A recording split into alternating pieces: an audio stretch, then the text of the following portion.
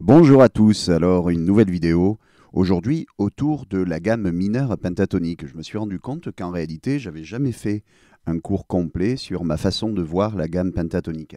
Alors, la gamme pentatonique, si vous faites une recherche rapide sur Internet, vous allez tomber sur ces 5 formes. Alors, on va essayer de faire en sorte de ne pas avoir trop de boulot avec cette gamme. Déjà, pourquoi on la prend cette gamme? Parce qu'elle permet d'improviser sur des morceaux qui sont dans la tonalité, c'est-à-dire lorsque le morceau s'arrête, il s'arrête sur la note qui est en noir sur les 5 positions que vous avez ici. Alors la guitare a ça de particulier qu'en réalité, plusieurs positions ne veulent pas dire que vous jouez vers quelque chose de plus aigu. D'accord? Alors je vais un petit peu simplifier mon discours en vous montrant un petit peu en quoi ça consiste. Donc la première forme de la gamme pentatonique, ici, on va prendre en La pour que ce soit transposable partout. D'accord?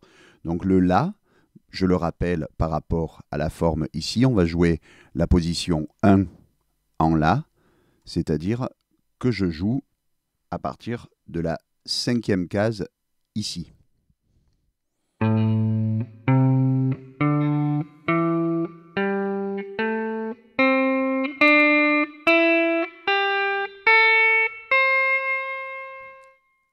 Alors, je pourrais très bien dire qu'il faut que ce soit toujours l'index à la première case, puis toujours le petit doigt, 3 cases plus loin, etc. etc. Bon, en réalité, on s'en fout un petit peu. Hein.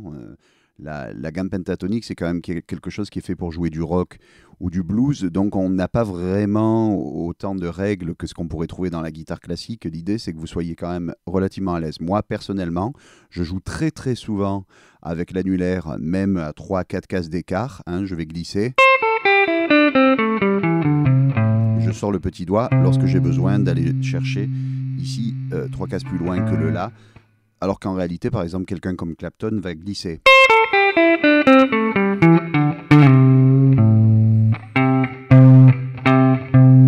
Et voilà, vous voyez que c'est là que débute le premier problème, c'est-à-dire que la même note va se retrouver à différents endroits sur la gamme. Donc en fait, l'idée, ça va être de rationaliser tout ça dans son apprentissage et de ne pas forcément apprendre la position 1, puis la position 2, puis la position 3, puis la position 4, puis la position 5, qui ensuite nous font revenir au début. En fait, voilà ce que moi, je conseillais quand j'étais encore prof de guitare. Je disais, vous apprenez la position 1, c'est-à-dire celle que je viens de jouer en La.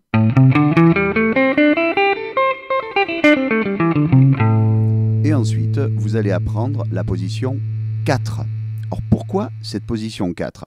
Parce que comme vous pouvez le constater, la note qui est noire sur la position 4 se retrouve sur la corde de La. C'est-à-dire que pour jouer la position 4,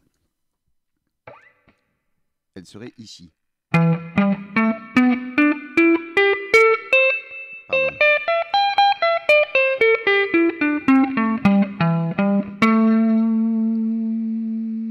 Donc ça, cette note ici, c'est un La, comme ici. Mais en fait, on est à une octave de différence. Ce qui veut dire qu'à partir de cette note, ici, je suis plus aigu.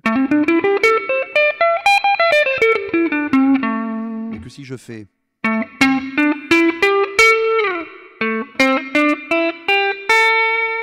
Vous voyez que les notes sont identiques. Cependant, le timbre n'est pas exactement le même. Donc l'idée, c'est d'avoir appris 2 de ces formes, la 1 et la 4. Hein, donc je vous invite à les mémoriser et de passer de l'une à l'autre. Par exemple, avec ce type d'exercice. Donc on va faire un morceau très simple, un petit vamp en La.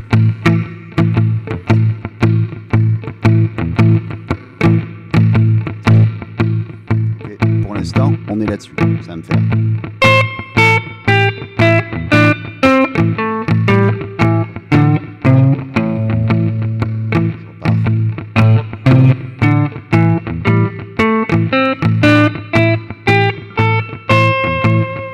Et ainsi de suite. Maintenant, je passe à la position 4.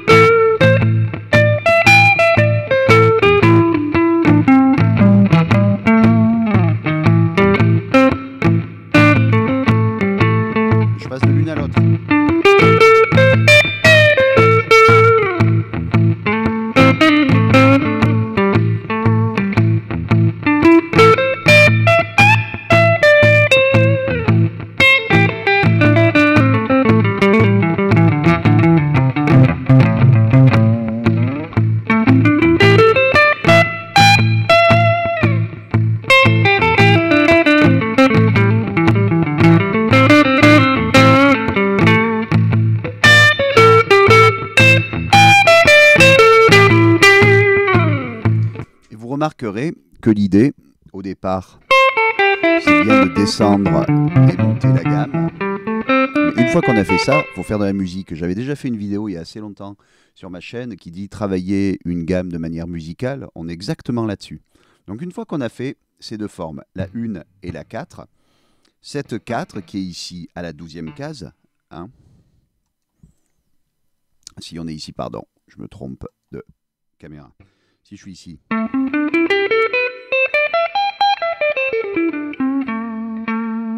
Cette note-là, cela, il se retrouve également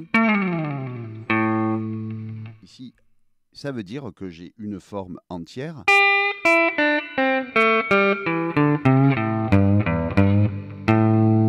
qui est avec les cordes à vide.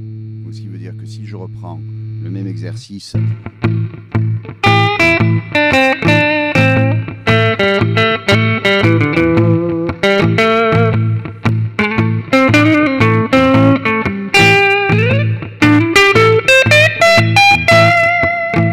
je peux même pousser le vis en prenant cette forme qui est à la 5e case et en la transposant 12 cases plus loin.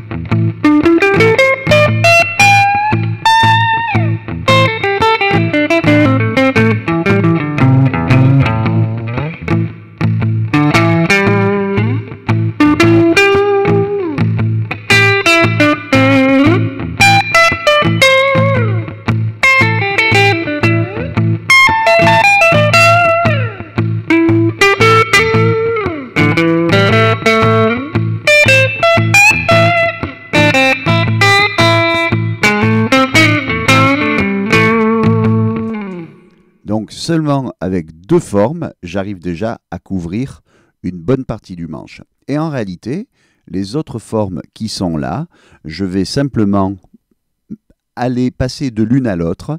Lorsque je veux glisser, ça va donner quelque chose d'un peu plus musical. C'est-à-dire par exemple, première forme.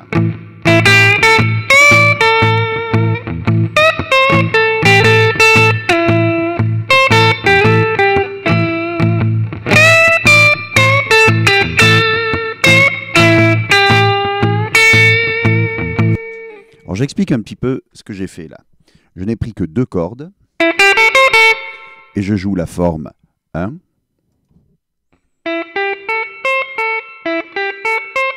Ainsi que la forme 2. Ainsi, je prends la position 2. Vous voyez que ça me fait ça dans l'aigu. Sur les cordes aiguës. Ce qui veut dire que ça me donne deux formes. Et en réalité, en passant de l'une à l'autre,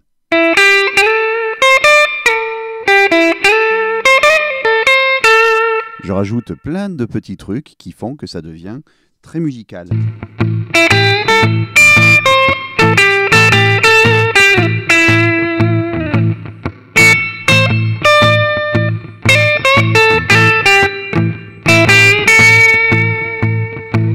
Je peux très bien le faire maintenant de la forme 4 à la forme 5.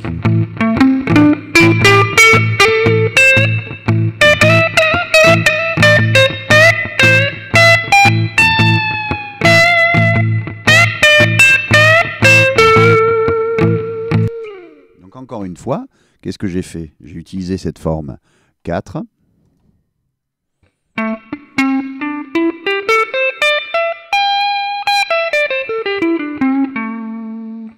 Et au lieu de glisser jusqu'à la forme 5,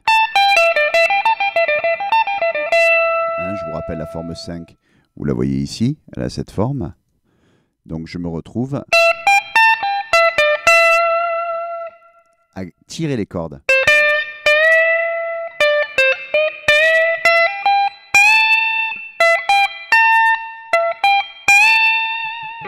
Et ce sera le dernier conseil que je vous donne sur cette gamme. En réalité, les notes que l'on peut vraiment tirer, il y a des exceptions, il y a toujours des exceptions en rock, mais les cordes qu'on peut vraiment tirer, ce sont les notes qui sont seulement à 2 cases au-dessus. Donc si vous observez bien, par exemple, les deux cordes aiguës de la position 1, on va pouvoir tirer ces notes-là parce qu'elles sont 2 cases plus loin. Même les 3 si on regarde bien. Alors je vous donne un exemple.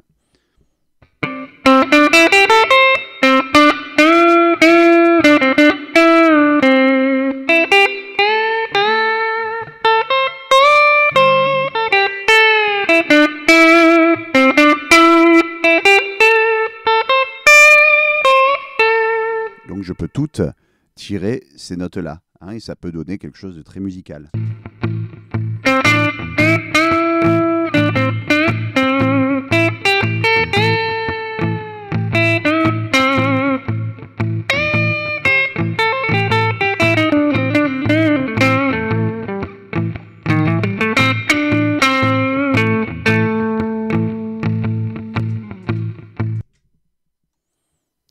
En espérant que ça vous a aidé à vous mettre sur le chemin de l'improvisation.